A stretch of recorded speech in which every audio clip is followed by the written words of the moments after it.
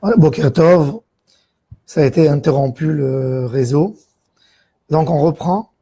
Ve'ata tetzavet bnei Israël ve'yikru elecha shemen zayit zach katit lamaor le'alot ner tamid. Akadosh Baruch Hu donne l'ordre au Béné Israël de mettre dans la menorah de l'huile d'olive, une huile d'olive qui était la manière de faire l'huile d'olive était très particulière. Il faut prendre shemen zayit zach. Zach, ça veut dire de l'huile sans lit, propre. Shemen zayit zach. Katit, c'est quoi katit? On prenait les olives, et il y avait quelques étapes dans les olives. On prenait les olives, on les mettait sous le pressoir. La première goutte qui sortait, on utilisait pour allumer les bougies de la menorah. On voyait, on mettait une pression, première goutte qui sortait, on arrêtait, on prenait les olives. Après, si, katit, c'est première goutte.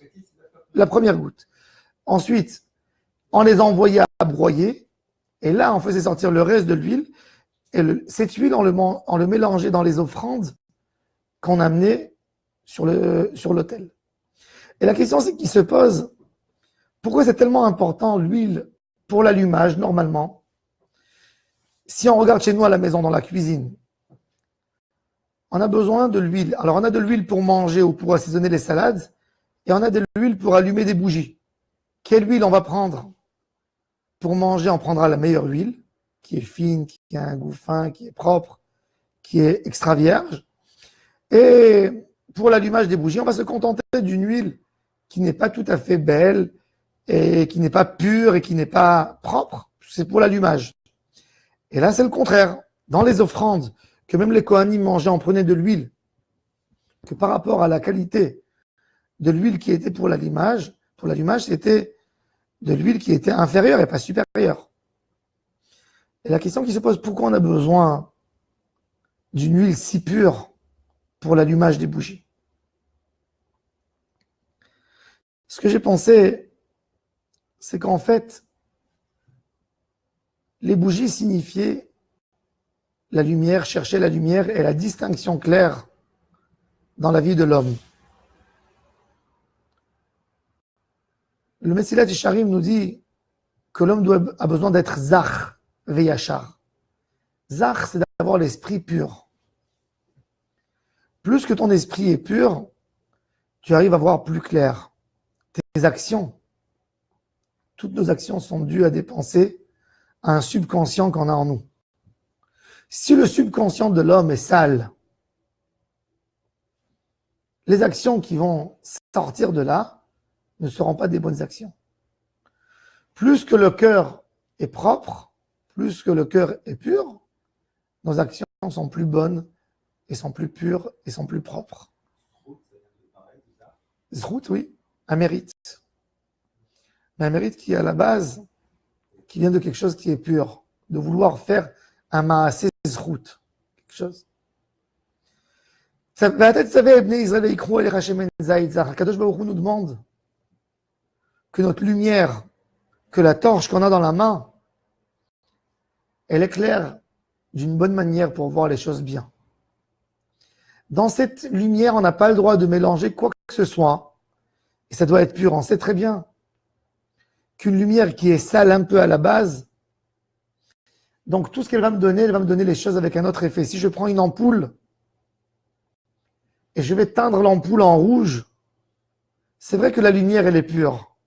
Mais ce qu'il y a autour d'elle, le voile qui entoure la lumière, lui fait qu'elle éclaire tout en couleur rouge, ou en couleur bleue, ou dans d'autres couleurs. L'idée de la Torah, c'est que tu vois les choses pures comme ils doivent être. Et c'est pour ça que Kadosh Baruch Hu te demande que le Shemen Zayit, il soit zach, taor, blishmarim, sans lit.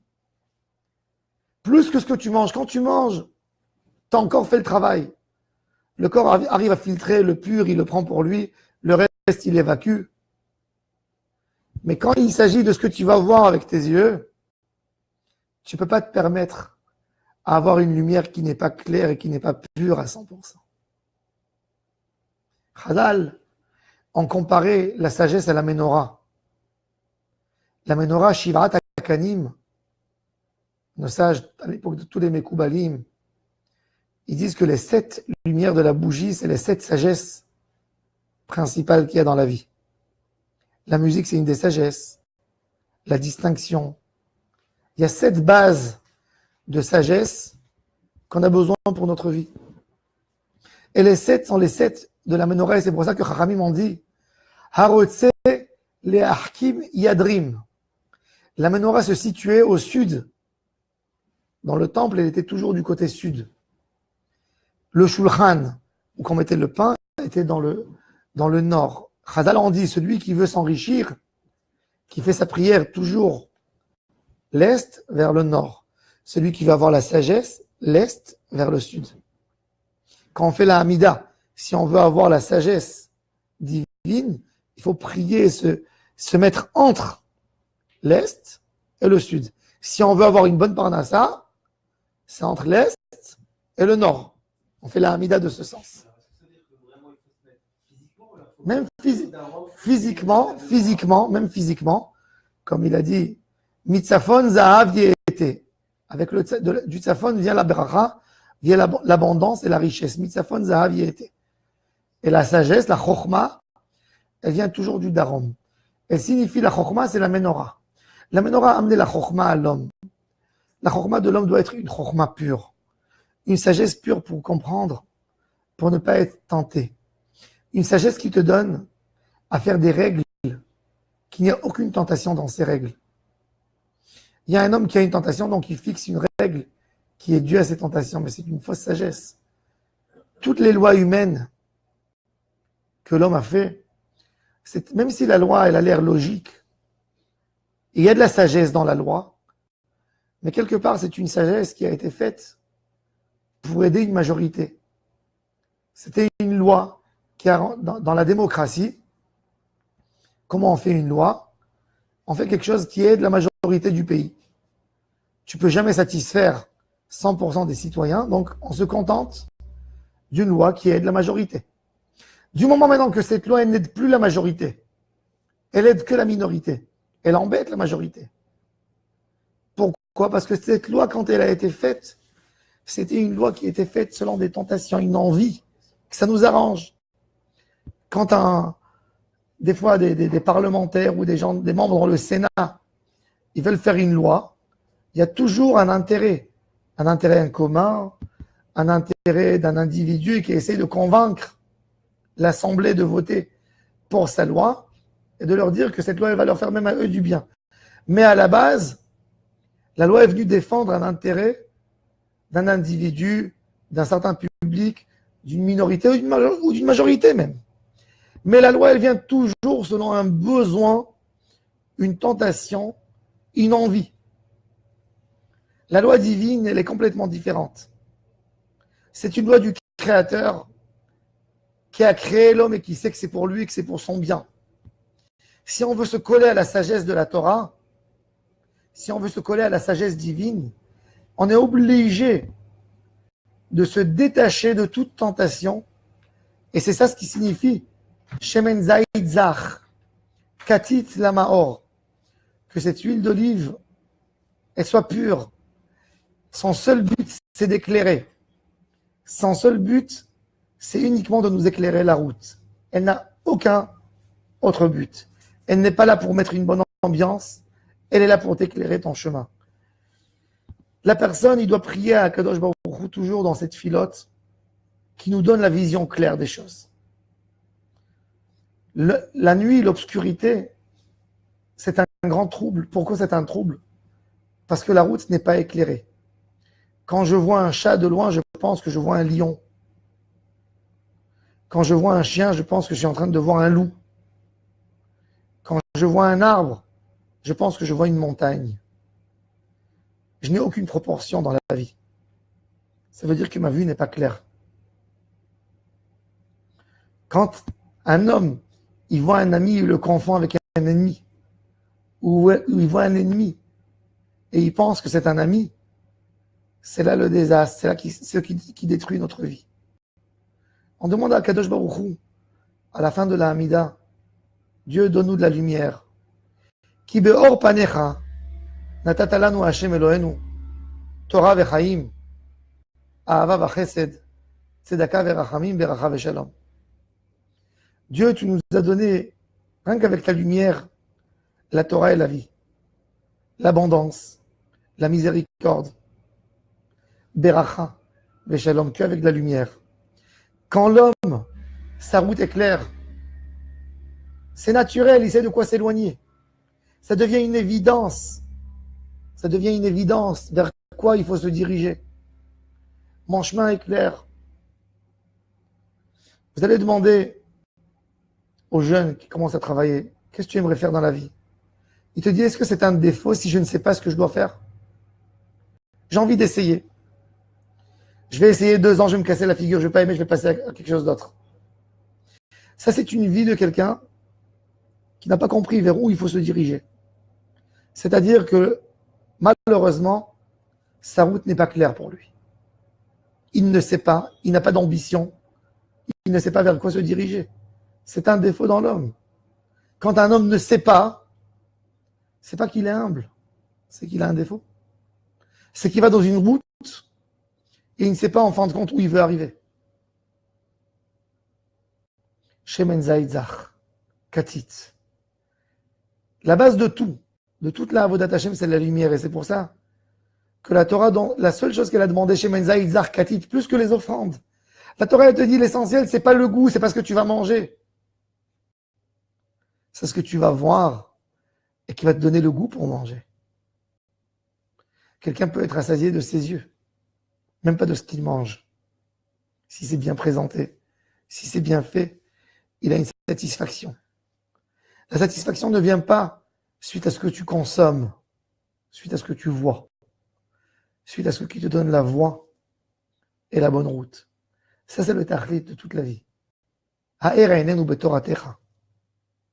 Si on étudie la Torah sans le hors de la Torah, on étudie la Torah de mauvaises choses. On peut avoir tous ces mauvais caractères avec la Torah qui nous aide à être mauvais, à être méchant. La Torah, c'est de l'eau. Ça arrose ce qu'il y a dans ce que tu as semé. Tu as semé du mal. Le mal peut être multiplié des fois avec la Torah. Et c'est pour ça qu'on demande à Akadosh Baruch Hu, il suffit pas de nous enseigner la Torah. Éclaire nos yeux avec ta Torah. Si on a une lumière, on peut vraiment se coller à Hachem. Le Baal Shem Tov et nos sages de la Chassidoute, tout ce qu'ils nous ont donné, c'est l'ambiance de la Torah. C'est la clairvoyance.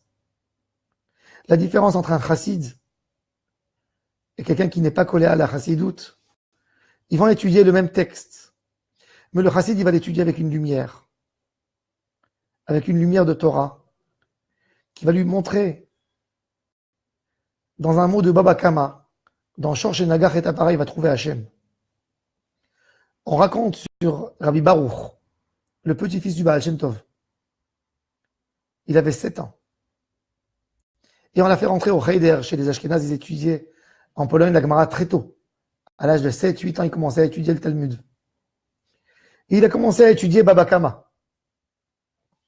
Il est arrivé et l'enseignant, celui qui enseignait, il dit, alors, on va commencer les élèves, Baba Kama. Et il a commencé à dire, Arba'a Avot Nezikin, Baba Kama, la première Mishnah. Hashor, Abor, Amavre. Et Rabbi Baruch, il a arrêté, il dit, Rabbi, laisse-moi dire quelque chose. Je vais te dire, c'est quoi racheter votre Baba Kama. C'est quoi racheter votre Baba Kama?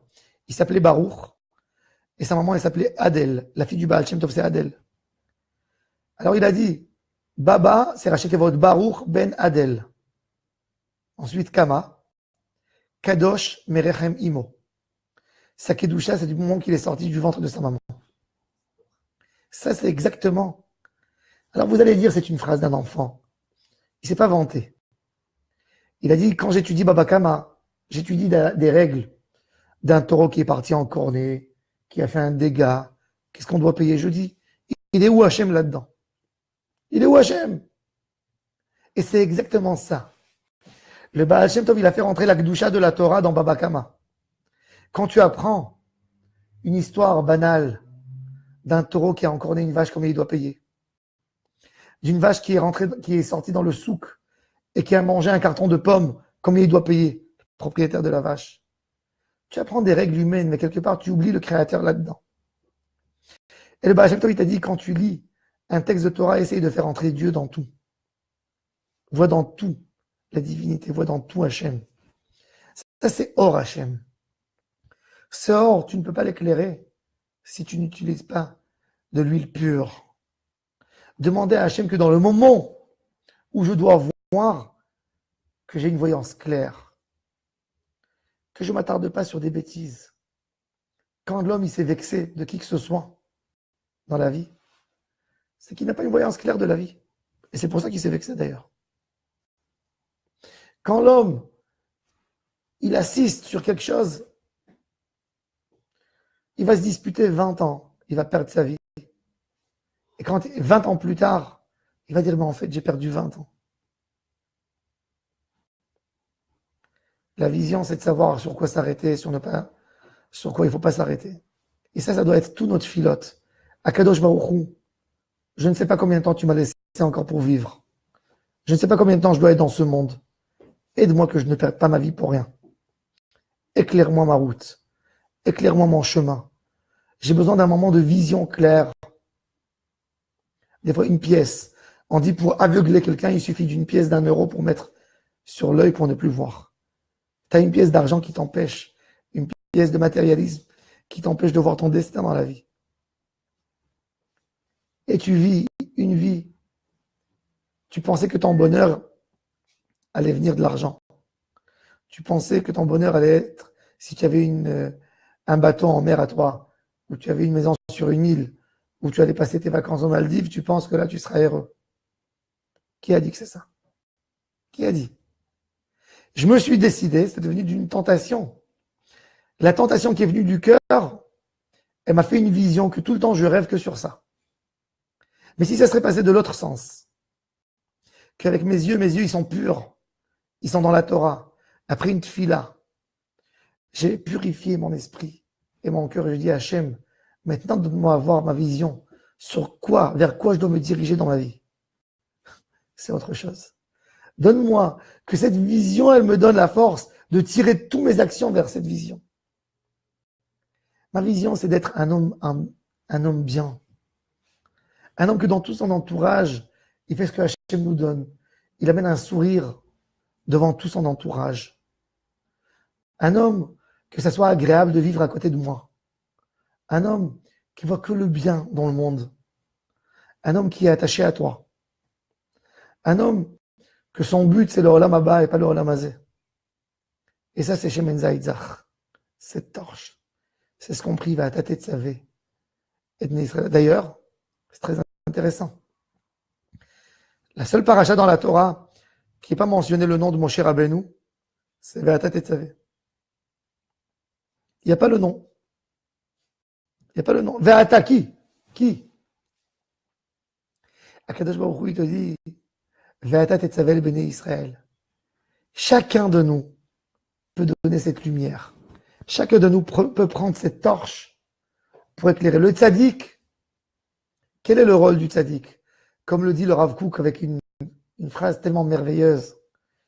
Il dit, il y a une assemblée de personnes qui sont dans une chambre obscure. Et tout le monde crie, obscur, obscur, obscurité. Et les gens commencent à taper sur les portes, à crier, on veut sortir. On est dans l'obscurité, on ne peut pas vivre ici. Et le tzaddik, qu'est-ce qu'il fait? Il ne parle pas. Il s'approche du mur et il cherche avec ses mains. Il est où l'interrupteur? Et il va avec ses mains, hop, il bouge l'interrupteur et il éclaire à tout le monde. On n'a pas besoin de changer la vie des autres.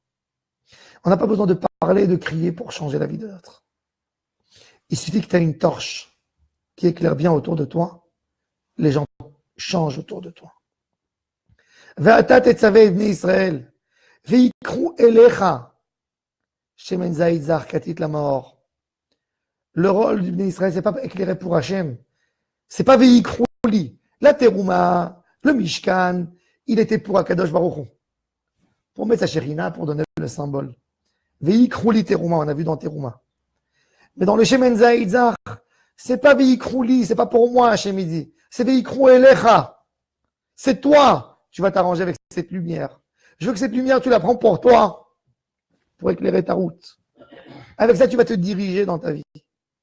Qu'avec ça, tu vas avancer. Hachem Izake Oda, donc on est cette lumière, nous tous. Qu'on prend cette lumière de Gdusha. Que cette lumière, elle nous aide pour notre vie. Pour ne pas perdre, ne pas vivre dans l'obscurité. Ne pas passer ici toute notre vie sans savoir pourquoi on est là. Sans savoir accorder nos forces pour des choses qui sont vraiment pas importantes pour nous. Mettre tous nos efforts avec la lumière pour savoir la route et de marcher dans cette route. Et quand on est dans la bonne route, Bezrat Hashem, on avance et on avance. Hashem yeh be'ezrenu, donc Bezrat Hashem, toute notre route soit éclairée. Baruch Adonai Le'olam, Amen ve'Amen. Excellente journée à toutes et à tous.